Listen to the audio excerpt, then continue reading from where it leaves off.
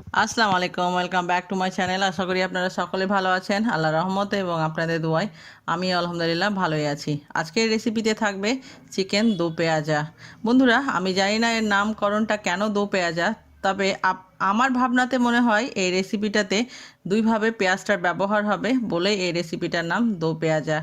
তাহলে রেসিপির নাম যেই হোক না কেন, আমাদের টেস্ট নিয়ে কথা, টেস্ট ভালো লাগলেই ব্যাস।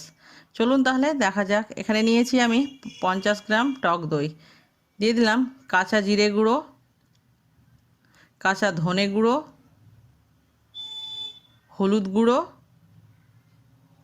ঝালের জন্য লঙ্কা গুঁড়ো। এবার সমস্ত মশলার সঙ্গে আমি টক দইটাকে ফেটিয়ে নিব ভালোভাবে। আমি আগে এই কাজটা করে নিচ্ছি কারণ মশলাটা ভালোভাবে ম্যারিনেশন হবে মাংসের সঙ্গে। এটাকে সাইডে রেখে দিব। এখানে আছে 500 গ্রাম চিকেন। আমি এই মাংসটাকে ভালোভাবে আগে থেকে ধুয়ে নিয়েছি। দিয়ে দিলাম স্বাদ মতো লবণ, কাশ্মীরি লঙ্কার গুঁড়ো বেশ খানিকটা, তারপরে দিয়ে দিব আদা রসুন বাটা 1.5 চামচ। এবার দিয়ে দিব ফ্যাটানো টক দইটা। আমি মশলার সঙ্গে যে টক দইটা ফেটিয়েছিলাম সেটা এটা। আমি 500 গ্রাম চিকেনের পরিমাণ অনুযায়ী সমস্ত মশলা দিয়েছি। আপনারা আপনাদের চিকেনের পরিমাণ অনুযায়ী সমস্ত মশলা অ্যাড করবেন। এবার আমি এটাকে ম্যারিনেশন করে রেখে দিব প্রায় 30 মিনিটের জন্য।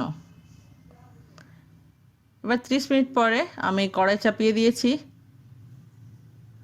আমি দিয়ে দিলাম 50 গ্রাম মতো সরষের তেল, দিয়ে দিব দুটো কাঁচা লঙ্কা। এটা কিন্তু দেখতে লাল হলেও এটা কাঁচা লঙ্কা আছে, সাবধানে ছিটা ওড়ে।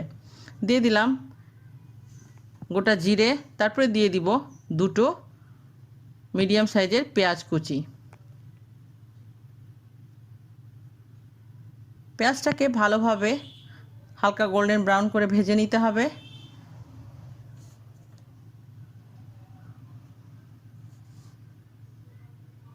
হালকা যখন গোল্ডেন ব্রাউন হয়ে যাবে এই পর্যায়ে আমি অ্যাড করে দিব টমেটো।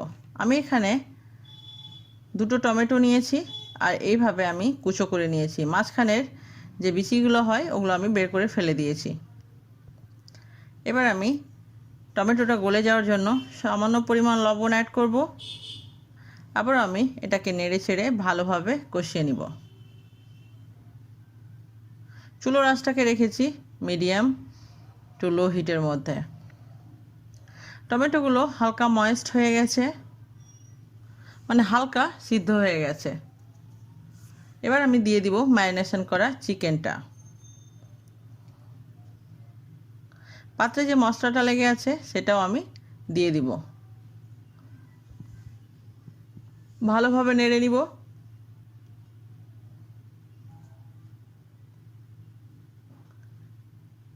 ভালোভাবে নাড়া হয়ে গেলে আমি ঢেকে দিব এটাকে প্রায় 2 মিনিটের জন্য। 2 মিনিট পরে ঢাকনা খুলে চেক করব। চিকেন থেকেও আমার জল ছেড়েছে এবং মাংসটা হালকা ট্রান্সপারেন্টও হয়েছে। এই জলটাকে আমাদেরকে ভালোভাবে শুকিয়ে নিতে হবে। আমি জলটাকে শুকিয়ে নিয়েছি আর আমি ঢাকিনি, দেখতে পাচ্ছেন।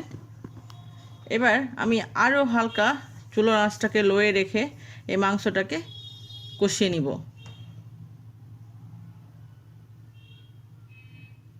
আর আমি কিন্তু ঢাকবো না। কষানো হয়ে গেছে, আর কোনো প্রকার জল নেই, যা দেখতে পাওয়া যাচ্ছে সমস্ত তেল দেখতে পাওয়া যাচ্ছে। এবার আমি হালকা গ্রেভির জন্য অ্যাড করব গরম জল। আমি সামান্য পরিমাণ জল অ্যাড করেছি কারণ এই রেসিপিটা বেশি গ্রেভি বা শুকনো হবে না, হালকা মাখো মাখো টাইপের হবে। এবার জলটা যখন আমার শুকিয়ে যাবে তখন আমার চিকেনটা অলমোস্ট রেডি। এই পর্যায়ে আমি অ্যাড করব এখানে দুটো মিডিয়াম সাইজের পেঁয়াজকে আমি এইভাবে কিউব আকারে কেটে নিয়েছি, দিয়ে দিলাম। দিব বেশ খানিকটা কাঁচা লঙ্কা। এই লঙ্কাগুলো কিন্তু মাঝখান থেকে চেরা নেই। দিয়ে দিলাম গরম মশলা গুঁড়ো। এবার আমি এটাকে চুলোর আঁচটাকে লোয়ে রেখে হালকা নেড়ে নিব। আমাকে কিন্তু পেঁয়াজটাকে সিদ্ধ করতে হবে না, হালকা ময়েস্ট করতে হবে।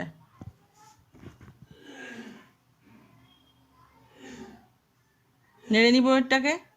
এখন চুলোর আঁচটা একদম লোয়ে আছে। যখন নাড়া হয়ে যাবে ভালোভাবে সেই পর্যায়ে অ্যাড করব ধনেপাতা কুচি। ধনেপাতা কুচিটা অ্যাড করার পর আমি ভালোভাবে নেড়ে নিব। এখন কিন্তু আমি চুলোর আঁচটাকে বন্ধ করে দিয়েছি, আর আমাকে কোনো প্রকারের তাপ দিতে হবে না বা রান্না করতে হবে না। এবার আমি ঢেকে দিব প্রায় 2 মিনিটের মতো। 2 মিনিট পরে আমি এটাকে নেড়ে ছেড়ে পরিবেশন করব। বন্ধুরা, আমার এই রেসিপি আপনাদের কাছে কেমন লাগলো অবশ্যই আমাকে কমেন্ট করে জানাবেন। আর এই রেসিপিটা কিন্তু খেতে দুর্দান্ত এবং অতুলনীয়। আপনারা এটা পরোটা, রুটি কিংবা গরম ভাতের সঙ্গে বেশ খেতে ভালো লাগবে। আপনারা একবার আমার এই রেসিপিটাকে ট্রাই করবেন। আর আমার চ্যানেলে যদি নতুন থাকবেন, চ্যানেলটাকে অবশ্যই সাবস্ক্রাইব করবেন। ভালো লাগলে লাইক শেয়ার করবেন। আমার সঙ্গে অতক্ষণ থাকার জন্য অসংখ্য ধন্যবাদ। ভালো খান এবং সুস্থ থাকুন। আবারও দেখা হবে নতুন কোনো একটা রেসিপির সঙ্গে। আল্লাহ হাফেজ।